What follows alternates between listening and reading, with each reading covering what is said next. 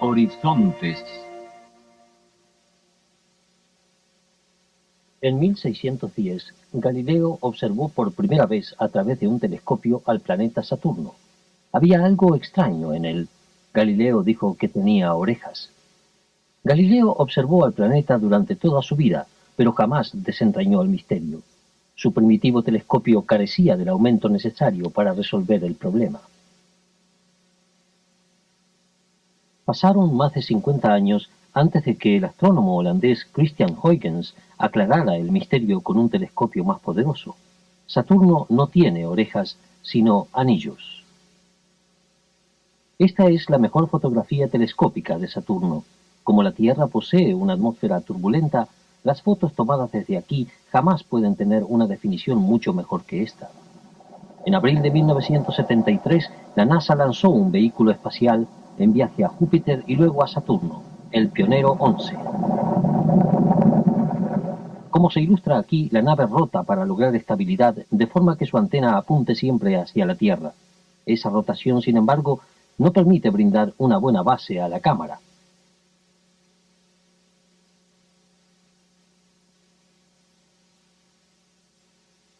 A primera vista, las fotos de Saturno no fueron impresionantes, aunque resultaron las mejores de los anillos hasta ese momento. Gracias a ellas, se descubrió que los anillos se proyectan en el espacio mucho más de lo que se había pensado. Y se vio que al borde de la masa principal de los anillos había un pequeño anillo jamás observado antes. Por vez primera también, las lunas de Saturno resultan algo más que simples puntos de luz.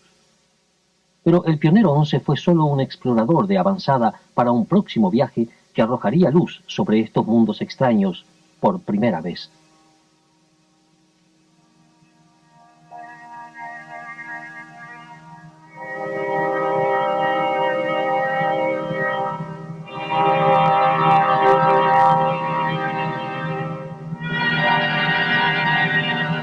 El proyecto Saturno.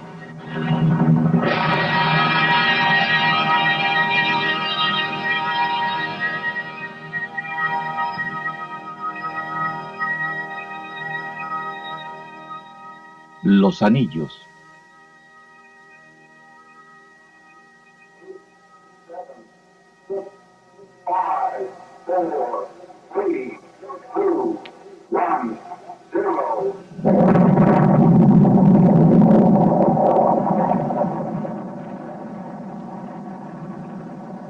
En 1977, la NASA lanzó dos naves espaciales no tripuladas Voyager. Con propulsores de más de 49 metros de altura, los frágiles aparatos robots iniciaron un viaje de miles de millones de kilómetros que durará 12 años. Su misión era explorar los planetas del sistema solar exterior.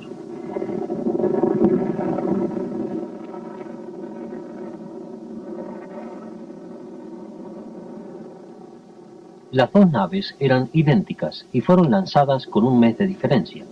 El Voyager 1 llegaría primero a Júpiter y luego a Saturno.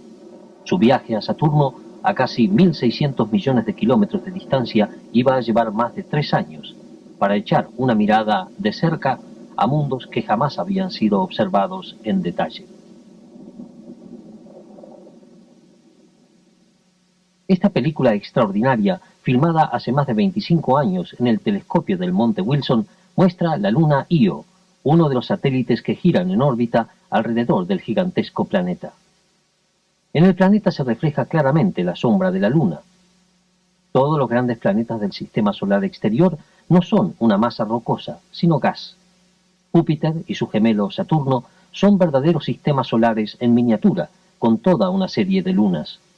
Estos mundos están tan alejados de nosotros que hubo que construir un equipo nuevo y poderoso para comunicarse con la nave robot en pleno viaje. Se construyó una gigantesca antena en Goldstone, en el desierto de Mojave.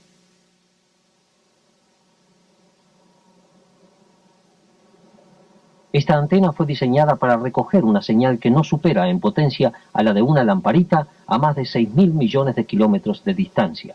Una antena similar cerca de Madrid y otra en Australia aseguran permanente contacto con la nave, incluso a pesar de la rotación de la Tierra.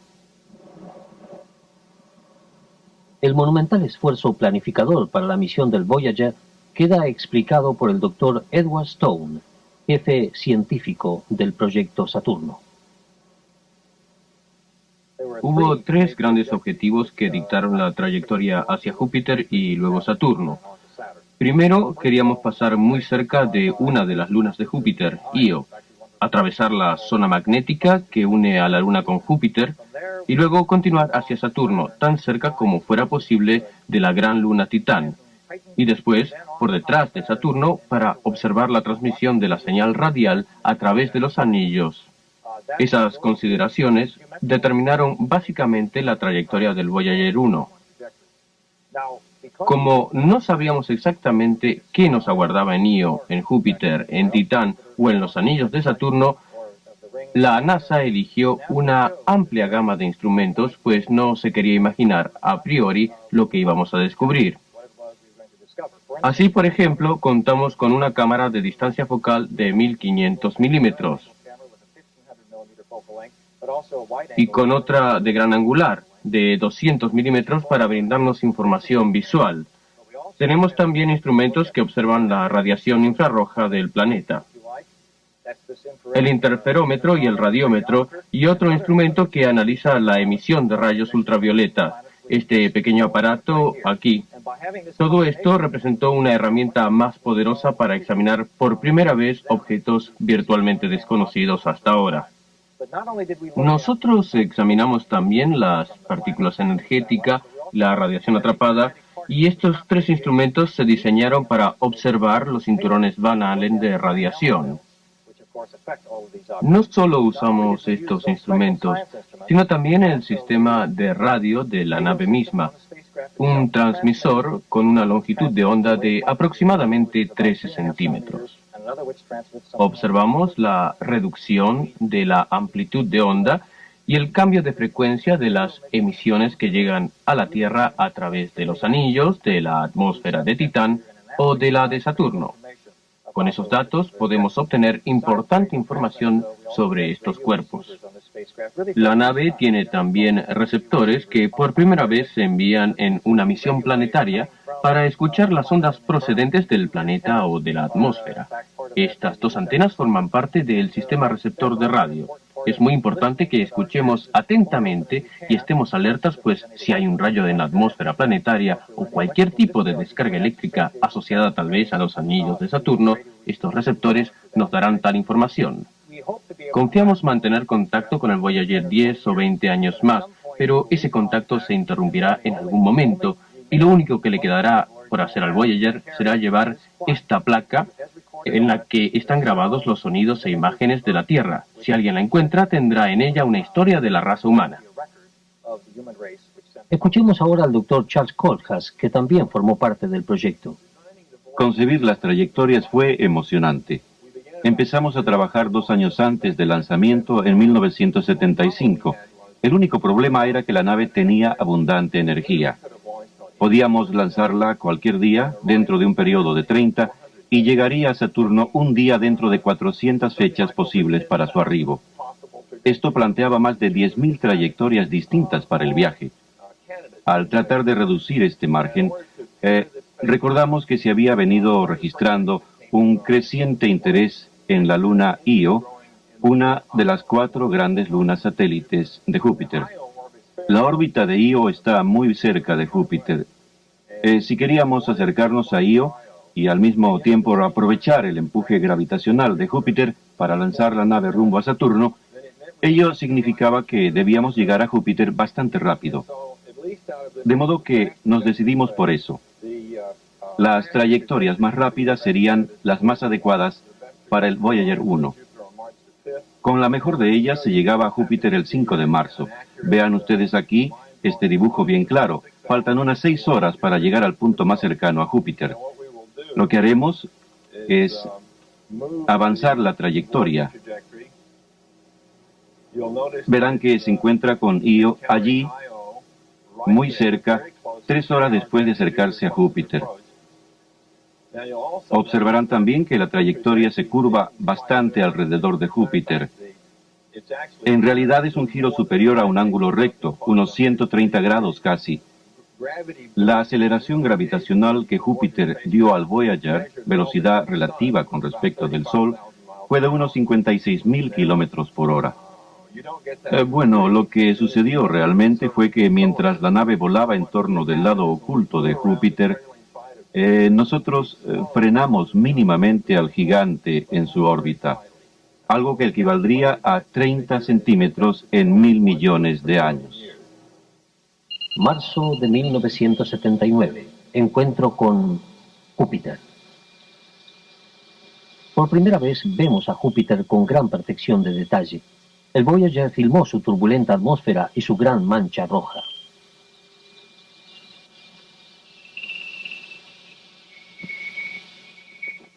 En Saturno fue diferente.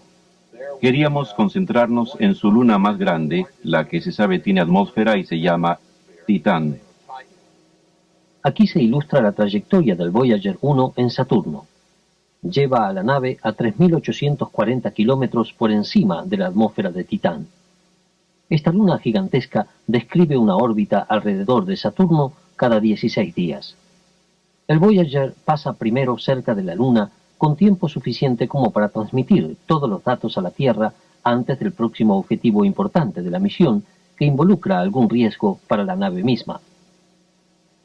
A punto de iniciar su curva y remontar Saturno por la parte oculta, se programa a la nave para que atraviese una supuesta brecha en el anillo extendido invisible. Al penetrar este espacio desconocido, si el Voyager chocara con alguna partícula concreta del anillo, allí terminaría la misión en este punto. Titán no podía estar simplemente en cualquier lugar de su órbita, solo había un pequeño intervalo de alrededor de 1 hora en todo el ciclo de 16 días en que su posición era la apropiada.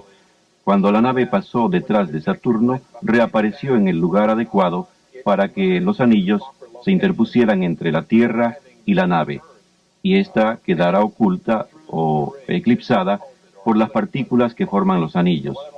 Para comprender mejor esto, observemos la situación desde el punto de vista de la nave en la parte oculta de Saturno.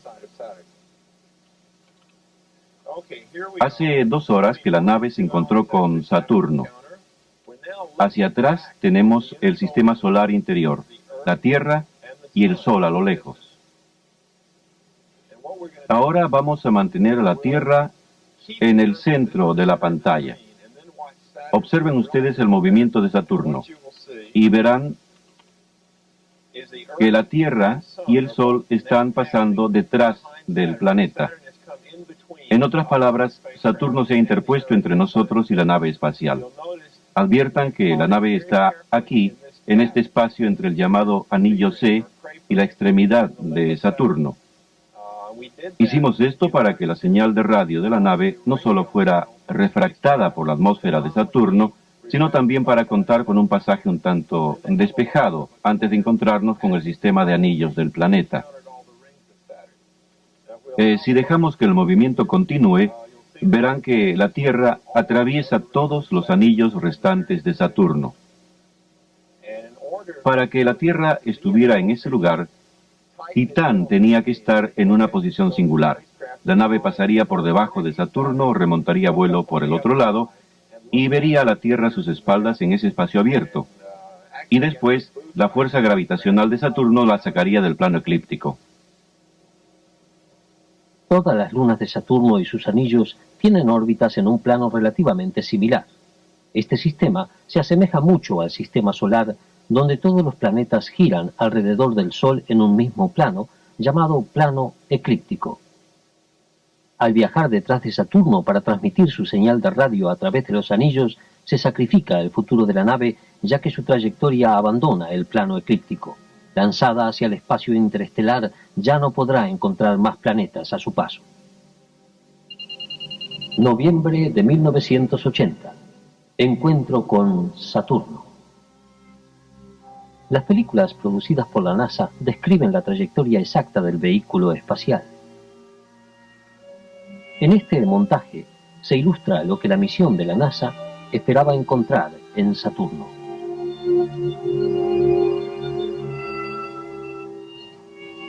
Sus pequeñas lunas fueron seleccionadas como objetivos fotográficos, pensándose que ejercían control sobre la miríada de minúsculas lunas que forman los anillos.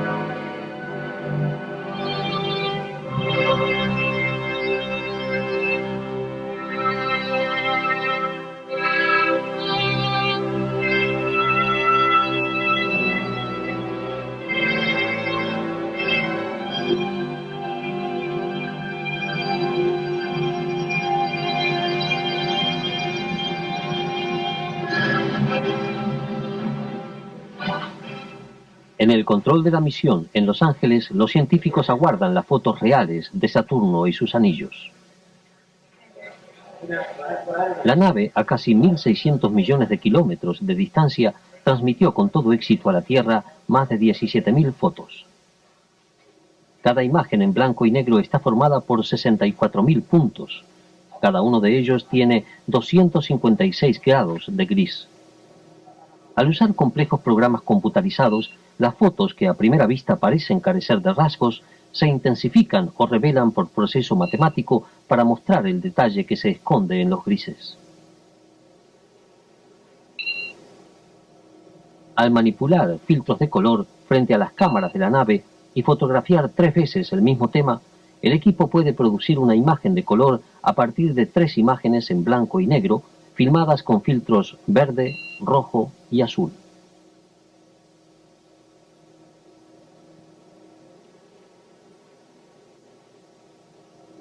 Al efectuar una secuencia de las tomas, la nave espacial puede filmar películas en color. Esto es lo que se veía desde la nave mientras se acercaba a Saturno. La película, sin embargo, fue un tanto decepcionante. Hasta Saturno parece un lugar sin rasgos sobresalientes.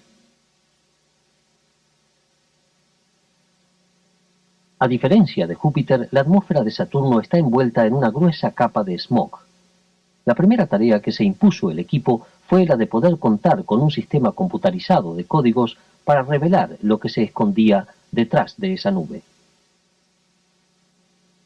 Arropado en un suave manto neblinoso, Saturno es extraordinariamente bello. La Luna, en primer plano, tiene más de 1.000 kilómetros de diámetro. El tamaño colosal de Saturno desafía la comprensión humana. Nuestra Tierra cabría más de 650 veces en su masa gigantesca. Contrariamente a la Tierra, Saturno no está hecho de rocas, sino de gas. Como esta imagen lo muestra, Saturno tiene una forma claramente ovalada. El gas es aplastado por la velocidad de rotación. En Saturno, un día dura 10 horas solamente. Bajo una atmósfera turbulenta palpita un inmenso y profundo océano de hidrógeno líquido. En el centro mismo hay un núcleo rocoso, algo más grande que la Tierra, pero rodeado de un océano de gas líquido de más de 48.000 kilómetros de profundidad. Escuchemos a Gary Hunt, del equipo analizador de imágenes. Uno de los problemas que plantea Saturno es que actúa más bien como si fuera una estrella. Emite más energía que la que recibe el Sol. Es sorprendente la magnitud exacta de esta energía, pues parece ser mucho más grande que la propuesta por cualquiera de las teorías actuales. Querría decir, por lo tanto, que la estructura interna de Saturno puede jugar un papel importante en algunas pautas climatológicas que observamos.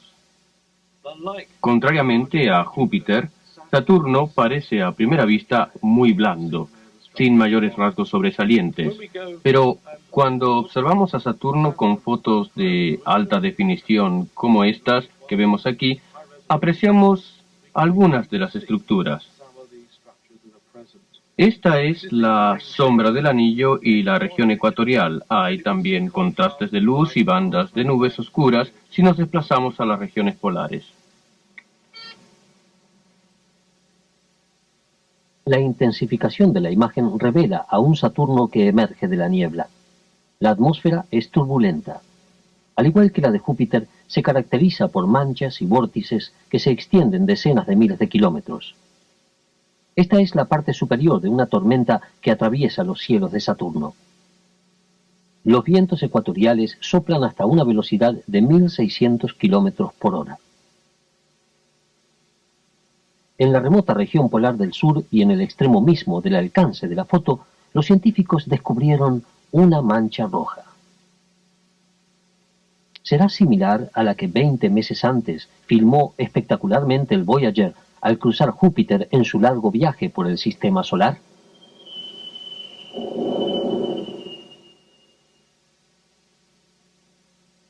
¿Podría existir acaso algún tipo de vida en este remolino de nubes? Revelar el secreto puede llevar años de análisis. Un arduo trabajo, según explica la doctora Rita Piv. Esta es una ampliación intensificada. El intervalo de tiempo entre ambas imágenes es de 1 hora aproximadamente. Aquí buscamos pequeños rasgos en las nubes que estén presentes en ambas tomas para poder determinar la velocidad del viento. Coloco una señal pequeña en esta nube, ubico el rasgo equivalente aquí e informo a la computadora. Esta tiene la información para establecer la posición exacta en el planeta del rasgo que yo seleccioné en ambas imágenes. Sabe además el intervalo de tiempo entre una foto y la otra. Puede calcular la variación ocurrida en ese intervalo e informarnos finalmente la velocidad del viento. Si alguien busca un lugar donde, aparte de la Tierra, pueda existir vida dentro del sistema solar, ese lugar tendría que ser una región donde se produzcan cambios lentamente, donde haya temperaturas muy estables, donde pueda haber agua en forma de vapor. Los resultados de estudios preliminares sobre Júpiter indican que las transformaciones son grandes y que probablemente se proyectan a gran distancia en la atmósfera. Quisiéramos confirmar esto también en lo que respecta a la atmósfera de Saturno. Lamentablemente, los resultados obtenidos hasta ahora indican que el planeta probablemente carece de vida. Los anillos de Saturno, con un diámetro de 60.000 kilómetros, están divididos muy claramente en regiones diferentes. La parte interior, por ejemplo, parece formada por material mucho más liviano que el resto. La nomenclatura de los anillos se creó mucho antes de que pasara ninguna nave espacial por allí. Se basa en las dos divisiones más notables entre los anillos, la división de Cassini y el anillo interior difuso. Para simplificar, se llamó a los anillos A, B y C. Pero al mejorar la calidad de las imágenes, la nomenclatura se ha vuelto absurdamente complicada para incorporar nuevos descubrimientos. Todo lo que está dentro del anillo C es el anillo D. El material muy difuso fuera del anillo A, invisible desde la Tierra, es el anillo E. Y el pequeño anillo fuera del anillo A, descubierto por el pionero, se llamó anillo F. Pero aún así, esto no da idea de la complejidad del sistema de anillos. Cuando el Voyager se acercaba a Saturno, los anillos se asemejaban mucho a las orejas que Galileo dijo ver hace 350 años. Al pasar los meses y acercarse más la nave, la claridad de las imágenes fue mejorando cada vez más. Así se distinguieron las divisiones y otros detalles. Luego, los científicos observaron curiosas irregularidades en el anillo central B.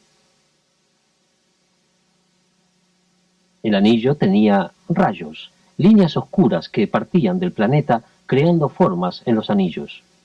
Entre los científicos perplejos ante el fenómeno se contaba el doctor Rich Terrell. Algo muy sorprendente porque creíamos que las partículas de los anillos eran muy pequeñas y no esperábamos ver nada girando en el anillo. Rápidamente montamos una película del anillo con las imágenes del Voyager. Veamos.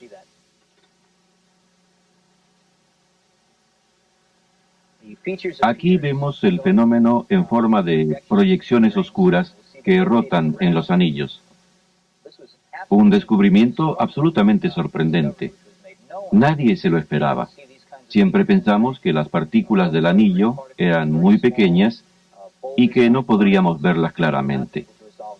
Pero aquí están, proyecciones oscuras a contraluz que, según se aprecia, están girando. Inmediatamente quisimos saber por qué estos objetos mantenían su forma en el anillo, sacudido por movimientos orbitales. Las partículas más cercanas al planeta debían moverse más rápidamente que las que estaban a mayor distancia. Antes del Voyager, se sabía que los anillos se componen de un vasto conjunto de pequeñas lunas en órbitas independientes. Las que están en las órbitas interiores giran más rápido. Este movimiento diferencial fue descubierto por Kepler, y su efecto es el de destruir cualquier estructura de tipo radial en los anillos. ¿Cómo podría formarse o sobrevivir un objeto así cuando al parecer todas las partes de los anillos giran a velocidades diferentes? Si observamos estas fotos de la película, nos damos cuenta que lo que estamos viendo es una vista frontal muy estrecha de los anillos. Yo tengo este pequeño modelo. Si procesáramos por computadora estas imágenes y extendiéramos el anillo como mirándolo desde arriba, veríamos algo muy distinto. Eso hicimos, cambiar la geometría del anillo. En esta imagen tridimensional, Saturno aparece como una larga tira o faja, pero los anillos están aplanados. Aquí podemos ver la forma de estos rayos. Sería mejor aún si desplegáramos el anillo y lo pusiéramos en un marco rectangular.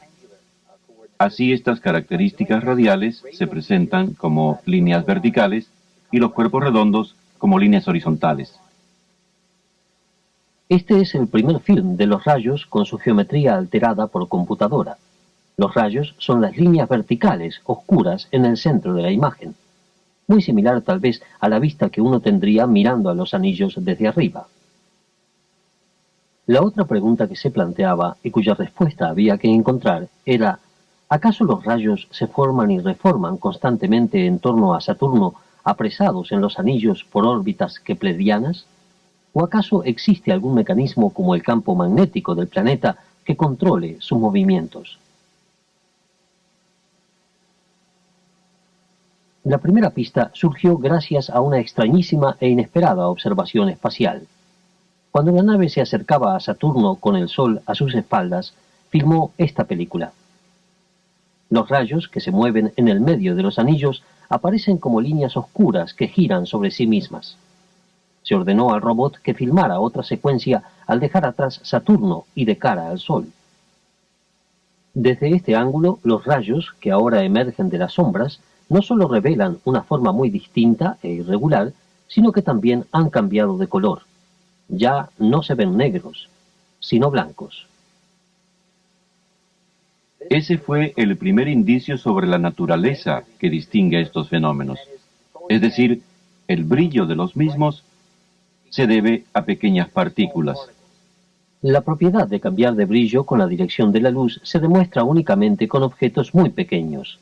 Esta película reveló que los rayos no son sino una nube de minúsculas partículas. También tuvimos que descubrir la naturaleza de los movimientos de estas partículas en los anillos. En otras palabras, ¿eran realmente partículas que giraban a velocidades keplerianas, velocidades orbitales dentro de los anillos? ¿O estaban atrapadas por el campo magnético de Saturno que gira en un ciclo de 10 horas, periodo de rotación igual al de las partículas que están en el centro del anillo B? Existía pues esta coincidencia de rotación, y en realidad ello pareció señalar que la culpa era del campo magnético. Nosotros seleccionamos estas imágenes, las procesamos por computadora y las superpusimos para observar el movimiento. Como pueden ver, en la primera proyección están las tres imágenes empleadas. Los rayos giran de derecha a izquierda. En la segunda secuencia, compensamos el movimiento del campo magnético. Simplemente corrimos estas imágenes para que se alinearan con el mismo movimiento orbital que el campo magnético a través del anillo. Aquí vemos que las partículas se mueven en este cuadro de referencia porque no hemos compensado realmente su movimiento. Al compensar el movimiento kepleriano, corregimos el movimiento orbital. Hemos corrido más a las partículas más cerca del planeta que las que estaban más alejadas. Las partículas parecen haberse trabado o inmovilizado. Comparemos movimiento del campo magnético y compensación del movimiento orbital. En el primero, las partículas parecen moverse. Una interpretación posible para explicar por qué vemos estos objetos es que las fuerzas electrostáticas levantan pequeñas partículas sobre el plano del anillo, apartándolas de partículas grandes como rocas. En la luz esparcida desde atrás, las partículas se ven como sombras, pero si la luz viene del frente, brillan. El campo magnético es probablemente el que crea formas en los anillos. Como vimos en las películas, rota casi tan rápido como los rayos, pero no a la misma velocidad exactamente. Y aún así, los científicos siguen perplejos por este asunto. Los mismos anillos de Saturno se convirtieron en uno de los aspectos más importantes de la misión. Las imágenes procesadas por computadora muestran su extraordinaria complejidad. Tal es la abundancia de detalles que han sido comparados con un gigantesco disco musical. Compuesto por miles de millones de fragmentos de hielo en órbitas independientes, el sistema de anillos mide casi 64.000 kilómetros de diámetro y, sorprendentemente, tan solo 1,5 kilómetros de espesor. Formados junto con Saturno hace más de 4.000 millones de años, los anillos son como una ventana para asomarnos al tiempo remoto en que se originó el sistema solar. Parece que por obra de algún proceso en millones y millones de años, la acumulación de miríadas de partículas de hielo terminó por formar la estructura actual de los anillos. Pese a la cercanía del paso del Voyager, sus cámaras no podían haber registrado el tamaño de las partículas de cada anillo.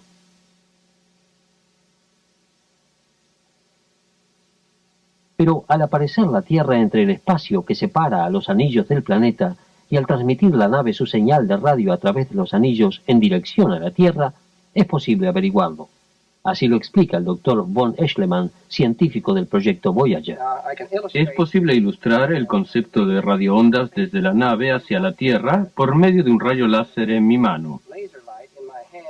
Voy a demostrarles cómo la intersección de la trayectoria del rayo y el plano del anillo forman una vía a través de los anillos. Eso permite medir las características de las partículas allí donde las ondas de la señal encuentran partículas que tienen una longitud de onda similar, de este largo y más grande aún. Podemos ilustrar cómo las ondas radiales surcan los anillos de Saturno y nos envían información a la Tierra sobre las características de las partículas usando este rayo láser a través de varios tipos de tela. Aquí ilustramos el efecto de partículas relativamente grandes, donde la energía esparcida que va hacia la Tierra se concentra en varios haces bastante brillantes. Si las partículas son más pequeñas y están distribuidas sin mayor orden, lo que recibimos en la Tierra es esto. El estudio de estos datos permite conocer las características y el tamaño de los fragmentos. Si las partículas son muy pequeñas, se parecerá a la luz atravesando este papel encerado, donde la energía está distribuida con mayor uniformidad. Nosotros comprobamos que las partículas del anillo C tienen como promedio 1 metro de diámetro, bastante más grandes de lo que muchos pensaban. Naturalmente, su tamaño varía, pero el promedio es del orden de 1 metro de diámetro. Las partículas en el anillo A tienen como promedio 10 metros de diámetro y algunas son del tamaño de un edificio de varios pisos. En el anillo central B, las partículas están chocando entre sí de tal manera que, según el primer análisis de los resultados, la señal radial de la nave no parece haberlas penetrado. En el anillo C, las partículas miden aproximadamente 1 metro. Los científicos del Voyager creen que las partículas son de hielo, con algunas rocas. Esto da a los anillos un tono ligeramente marrón. Se esperaba que las órbitas de todos los fragmentos serían exactamente circulares, pero al comparar dos fotos tomadas desde cada lado de los anillos, el equipo descubrió un anillo excéntrico. Por otra parte, es perfectamente posible que este sea el único anillo realmente circular y que todos los demás sean excéntricos. No hay forma de saberlo con las fotos. La estructura de los anillos es complejísima. Antes del Voyager se pensaba que la llamada división de Cassini estaba tan vacía que había incluso un plan para que la nave la surcara. Esta división, sin embargo, contiene toda una serie de anillos a intervalos regulares. ¿A qué se debe que estos fragmentos hayan logrado agruparse hasta formar las complejas estructuras filmadas por la nave? ¿Será la influencia gravitacional de las lunas de Saturno la que en millones y millones de años ha terminado por desplazar un ejército de partículas de hielo y dado a los anillos su singular estructura? Opina el doctor Jeffrey Cusick. Como ya sabemos, todo este material de los anillos, material independiente en órbitas independientes, son pequeñas lunas de tamaño diverso. Si una partícula de un anillo gira dos veces, digamos por cada rotación de una luna, habrá de llegar un momento en que la partícula tendrá a la luna siempre en el mismo lugar. Cada vez que llegue a este punto, la luna estará allí. De manera que con el tiempo, la órbita que describe esa partícula, podríamos decir que se estira, se vuelve más excéntrica, choca con las partículas más alejadas de la zona de resonancia y sale de esa órbita. Existen muchas posibilidades de resonancia y las órbitas dentro de esa zona o que pasan cerca se desestabilizan. El borde exterior del anillo A, la división de Cassini y el borde interior del anillo B guardan una gran resonancia con la luna Mimas. En otras palabras, se pensaba que las lunas de Saturno pueden limpiar los espacios de los anillos. Esa era por lo menos la teoría. Si una luna gira en torno a Saturno a la mitad de la velocidad en que se mueve la partícula de un anillo, ésta será empujada ligeramente hacia afuera cada dos órbitas debido a la gravedad de la luna. A través de millones de años, esto ha hecho que la partícula termine por adoptar una órbita diferente.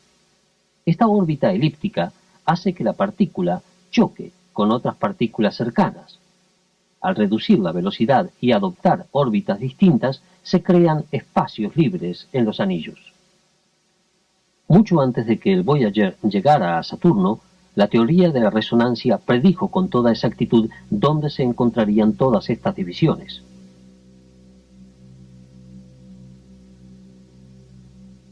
A través de millones de años, las armonías gravitacionales creadas por las lunas de Saturno congregaron una vasta población de fragmentos que componen los anillos con divisiones o espacios bien definidos.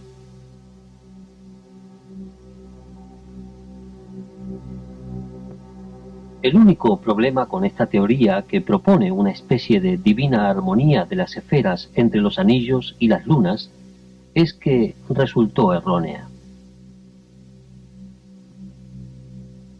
Pudo entonces comprobarse que las divisiones en los anillos de Saturno estaban en lugares distintos a los que con tanta confianza había pronosticado la teoría de la resonancia. Nosotros podemos calcular estas posiciones de resonancia, no solo la división de Cassini. Esta, por cierto, es la división de Encke, otra posición clásica de resonancia. Pero hay muchas más que son ubicables. ¿Hay algo que caracteriza a los anillos? Bueno, si observamos el anillo B, tenemos toda esta estructura radial, con miles de rayos. Lo difícil es saber si alguna de estas estructuras corresponde a resonancias calculadas según el método clásico. Pero si la resonancia y las lunas de Saturno no son las responsables, ¿qué es lo que causa las divisiones en los anillos? Debe entrar en juego otro mecanismo. Esta es la foto tomada por el Voyager al mismo borde de los anillos. Donde debía haber una resonancia, se encontró una luna jamás vista antes. El doctor Bradford Smith nos da detalles. Aquí vemos un pequeño satélite, más bien insignificante, que tiene unos 100 kilómetros de ancho. Su importancia radica en su posición. Gira justo fuera del sistema anular brillante de Saturno, que desde que comprendimos su naturaleza, está compuesto por millones y millones de minúsculas partículas. Siempre nos hemos preguntado qué las retiene, qué es lo que les impide lanzarse al espacio. Ahora lo sabemos. Es este pequeño cuerpo insignificante en órbita justo fuera del sistema anular brillante. Su propia interacción gravitacional mantiene en lugar a las partículas y a los anillos, y así ha sido desde hace miles de millones de años. El efecto gravitacional de una luna relativamente pequeña que se mantenga en órbita fuera del sistema anular principal mantiene en lugar a los anillos. Este es el anillo F. ¿Por qué es tan delgado? El Voyager descubrió otras dos lunas en órbita a cada lado de su Fordes. La luna interior S14 gira ligeramente más rápido que las partículas del anillo F. Al pasar, frena el movimiento de estas, las desplaza hasta una órbita exterior y fija límite al borde interior del anillo.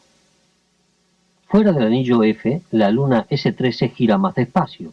Cuando el anillo pasa frente a ella, la gravedad de esta pequeña luna empuja al anillo contra el borde exterior. Las lunas S13 y S14 son como pastores que obligan al anillo F a mantenerse en una zona estrecha. El control ejercido por estas dos lunas podría explicar por qué el anillo F tiene una curiosa estructura trenzada, casi como si estuviera formado por bandas enteramente separadas. Cabría preguntarse si gran parte de la estructura básica de los anillos de Saturno no podría estar controlada por pequeñas lunas conductoras que las cámaras del Voyager no detectaron al estar ocultas entre las partículas que forman los anillos. Tal vez haya un sinfín de lunas, o quizá se trate de un efecto de onda dinámica de algún tipo. No lo sabemos. Y si las divisiones en los anillos no dependen de las resonancias de las lunas de Saturno, sino por la acción de lunas conductoras o por otro mecanismo, ¿qué función cumplen las resonancias? Algunos científicos del equipo del Voyager creen que en lugar de despejar espacios en los anillos, las resonancias podrían estar congregando partículas. Nosotros queremos observar las resonancias que vemos en los anillos para determinar si en efecto poseen alguna característica distinta a las previsibles, como sería el caso de que agregaran material o preservaran su cohesión. Estas bandas oscuras, por ejemplo, parecen estar en los puntos de resonancia o cerca de ellos y, sin embargo, parecen tener material agregado. La luz penetra allí menos que en el material circundante. Si hay menos luz, ello quiere decir que allí se congregan las partículas. Es una prueba crucial de que las resonancias no dispersan las partículas, sino que las concentran. Una de las derivaciones más fascinantes de este enorme volumen de datos es para mí que ayuda a comprender la forma en que se creó el sistema solar. Según la teoría actual, todos los planetas están en un mismo plano. El sistema forma un disco cuyo centro es el Sol. Probablemente en un principio se formó una nube de gas y polvo que flotaba más o menos como lo hacen los anillos de Saturno. Si Júpiter o Saturno se formaron antes, habrían causado resonancias dentro del disco planetario que podrían haber tenido algo que ver con el acopio y aglutinamiento de material básico para formar los planetas. Vistos desde el otro lado de Saturno, de espaldas al Sol, los fragmentos más sólidos de los anillos no brillan porque la luz no puede penetrarlos. La teoría de la resonancia parece predecir dónde se encuentran estas concentraciones de material. Aparentemente, las lunas de Saturno están acumulando poco a poco los fragmentos que forman los anillos en lugares de resonancia a intervalos regulares. Este descubrimiento insólito nos permite asomarnos al pasado más remoto del universo. ¿Podría ser esta la imagen fosilizada de cómo se formaron la Tierra y los planetas cuando se originó el sistema solar? El Sol y los planetas formaban una gigantesca nube de gas y polvo que comenzó a desintegrarse hace unos 4.000 millones de años. El Sol habría de formarse en su centro. El polvo y el gas que iban a constituir los planetas se posaron en un vasto disco de material girando alrededor del Sol y en forma muy parecida a los anillos de Saturno. Se supone que Júpiter y Saturno fueron los primeros planetas que se formaron de este anillo. Solo más tarde, las resonancias causadas por sus masas gigantescas determinaron dónde se formarían los planetas interiores. Esto explica por qué las órbitas de los planetas guardan una relación matemática exacta con las órbitas de Júpiter y Saturno. Solo entonces el Sol se calentó y un viento caliente de partículas destruyó los restos del anillo primigenio y arrojó sus fragmentos al espacio, eliminando las pruebas del nacimiento de nuestro sistema solar. Quizás debamos nuestra existencia a Júpiter y Saturno, porque si nosotros en la Tierra no estuviéramos a la distancia que estamos del Sol, la vida jamás podría haberse desarrollado en este planeta. Los científicos del Voyager creen que los anillos de Saturno son un museo del origen violento de nuestro sistema solar, y apenas si han comenzado a penetrar los misterios que encierran. Porque es tan enorme el volumen de datos recogidos por el Voyager en Saturno y sus anillos que su estudio insumirá años a los científicos.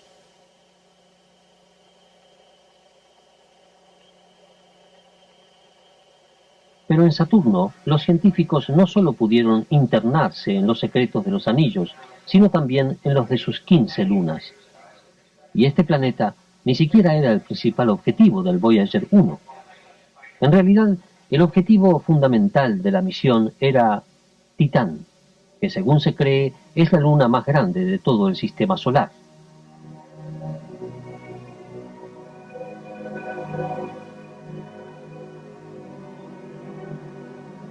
Titán era un caso especial, pues es la única de todas las lunas que tiene una atmósfera. Allí, los científicos del Voyager encontrarían pruebas de los orígenes de la vida misma.